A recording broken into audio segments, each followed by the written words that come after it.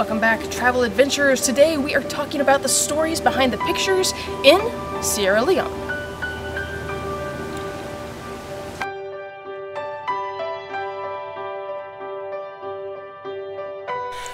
Oftentimes we see a picture, that little glimpse into a moment of time, and we find it interesting or captivating. However, to the person behind the lens, or the person in the picture, they know there is more to the photo than meets the eye. And that's what we're talking about today. I'm going to tell you some stories of times when I was not behind the lens, I was actually in photos, and tell you the stories about those photos from Sierra Leone, West Africa.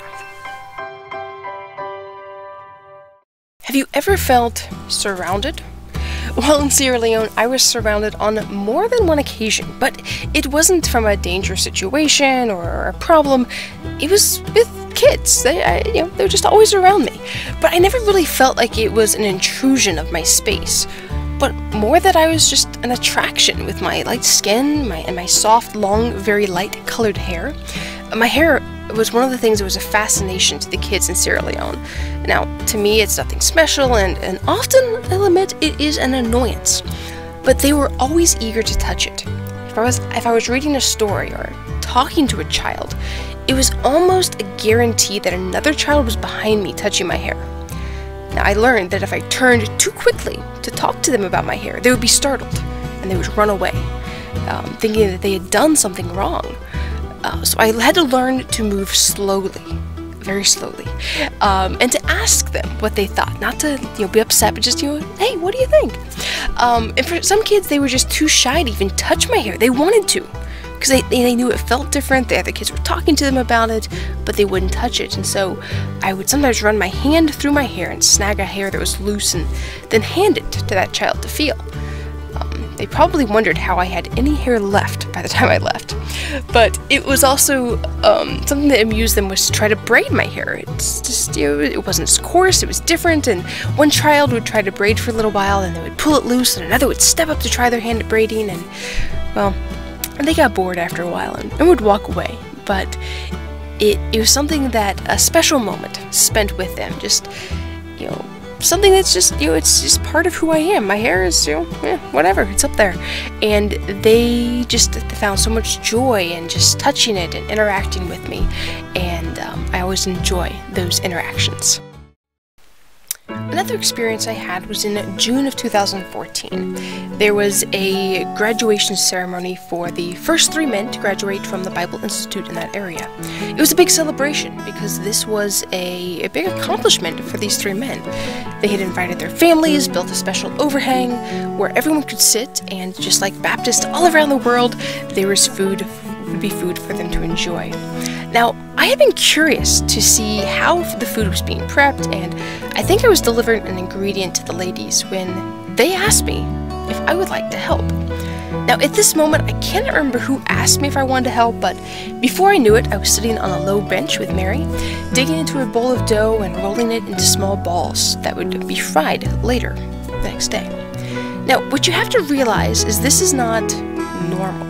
And I didn't completely realize it, but I started to realize it's not normal. It's not a cultural norm to ask the apatu, which is what I was called, the white person, to help you with work.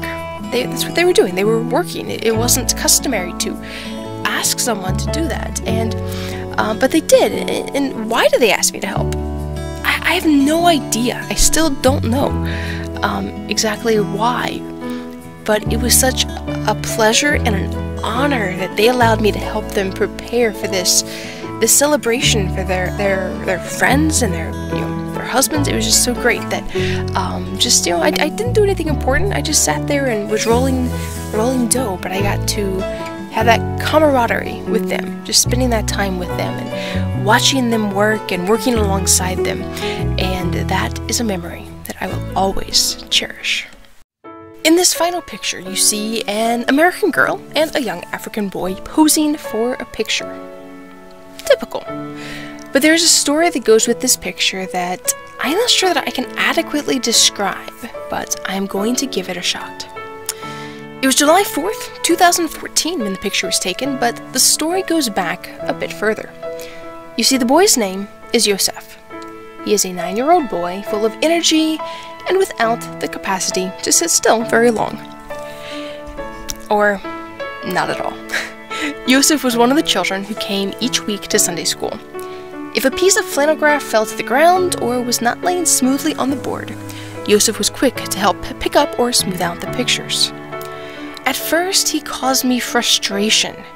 He was constantly in disagreements with one boy or another, with his sister, moving from seat to seat, or just finding some other means of exerting energy. Now, I cannot pinpoint when, but at some point, everything changed. It switched. Maybe it's because he started meeting me as I walked through town. Perhaps it was the grasping of my hand as we walked. It could have been when I saw his behavior to others, or how sweet and gentle he was with his little brother. I honestly don't know when, but things changed, and I soon realized that it had. After our walks through town, Joseph and I would come to the boundary where he was not allowed to follow me home. But he would always ask if he could. Now, all the kids wanted to come up the hill, but the compound where I lived had 2 dogs, Goodness and Mercy. They were 2 great dogs, but they were not overly friendly to strangers, and Joseph knew he was not allowed to come up the hill, but he would still ask. One day, I found Joseph playing at his auntie's house. I was soon roped into playing tic-tac-toe, and after a time, I extracted myself, and as usual, Joseph grabbed my hand to walk me home. Everything was as normal, down to Joseph saying, "Today, I'd go up with you, yeah?" Only this time, he was surprised to hear me say, "Yes." We began walking up the hill, his hand in mine. I asked him if he's afraid of the dogs, and the brave little boy said no, with great confidence. Well, not 5 steps later, one of the dogs had hurt us and was coming to investigate. As Mercy starts towards us, I felt Joseph's hand grip mine much tighter. And while I knew he was afraid, it hit me that he trusted me. He knew that I would protect him. I would not let the dog come too close, and he trusted me. I wasn't this boy's mother. I was no family to him. I hadn't known him for that long. Yet he knew that I would not let anything happen to him. The whole purpose of Joseph coming up the hill was so I could have a picture taken with just he and I. And as the first couple pictures were taken, he was rather stiff and uncomfortable.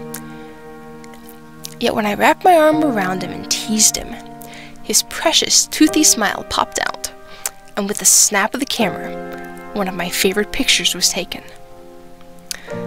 That young boy is now 14 years old. From pictures I've seen and from things I've heard, he is growing into a fine young man.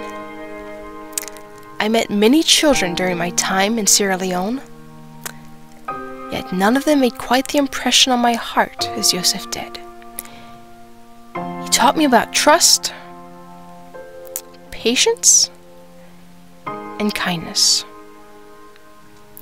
And my time in Sierra Leone will always be marked with a remembrance of Joseph.